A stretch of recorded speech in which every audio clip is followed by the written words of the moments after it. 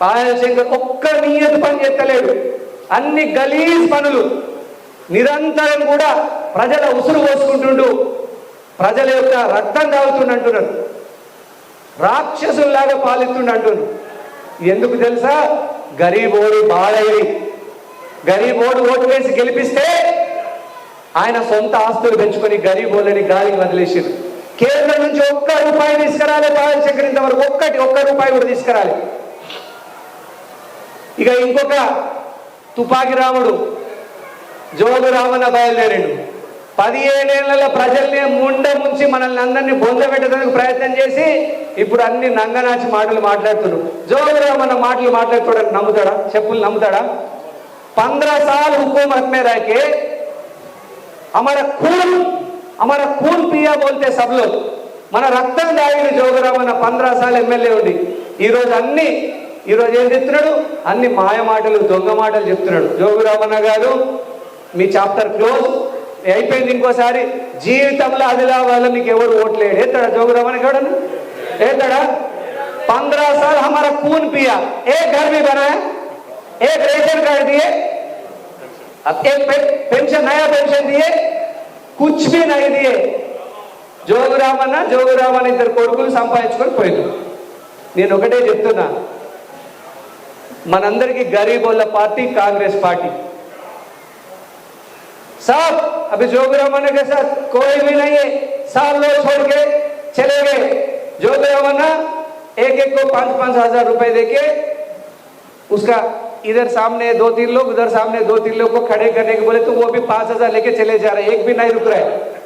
ఒక్కడు కూడా ఈడో 5,000 ఆడో 5,000 పెట్టుకొని నాదే పక్కకు ఉండురా అంటే జోగురామన్న ముందు ఒకప్పుడు పోతే 300 మంది, ఇప్పుడు ముగ్గురు కూడా కనిపిస్తుండ్రా జోగురామన్న ఎంబడి. ఎందుకు?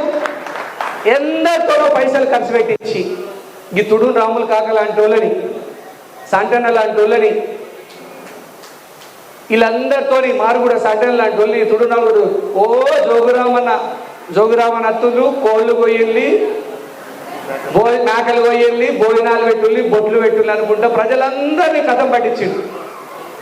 అందరినీ కూడా నీకెందుకురా, నువ్వు 50 లక్షల పని చేసుకో, నీకు బిల్లు లేపిస్తా, నీకెందుకురా నువ్వు 15 లక్షల పని చేసుకో, బిల్లు లేపిస్తా అని ఇప్పటిదాకా జోగురామన్న నమ్మకం మీద పనులు చేసిన వాళ్ళందరూ బిల్లు రాక లబో దిబో నేర్చుకుంటూ కూర్చుంటున్నారు. ఒక్కోళ్ళకు కూడా న్యాయం చేయాలి అందరితో. మీకు ఒకటి చెప్పన్నా, ఇప్పుడు ఈ రోజులో ఒక చిన్న సర్పంచ్, ఎంపీటీసీ పోటీ చేసినోడు కూడా 1 ఎకరం భూమి అమ్ముకొని పోటీ చేస్తుండు. పాపం జోగురామన్న భూమి అమ్ముకున్నాడా? 15 ఏళ్ళు ఎమ్మెల్యే ఉన్నాడు, ఎన్నో వందల వేల కోట్ల భూములు కొన్నాడట జోగురామన్న. నేను మీరు ఒక్కటే చెప్తున్నా, ఆయన మోసం ఆయనకు అర్థమైంది. జోగురామన్న గారు మీ చాప్టర్ క్లోజ్.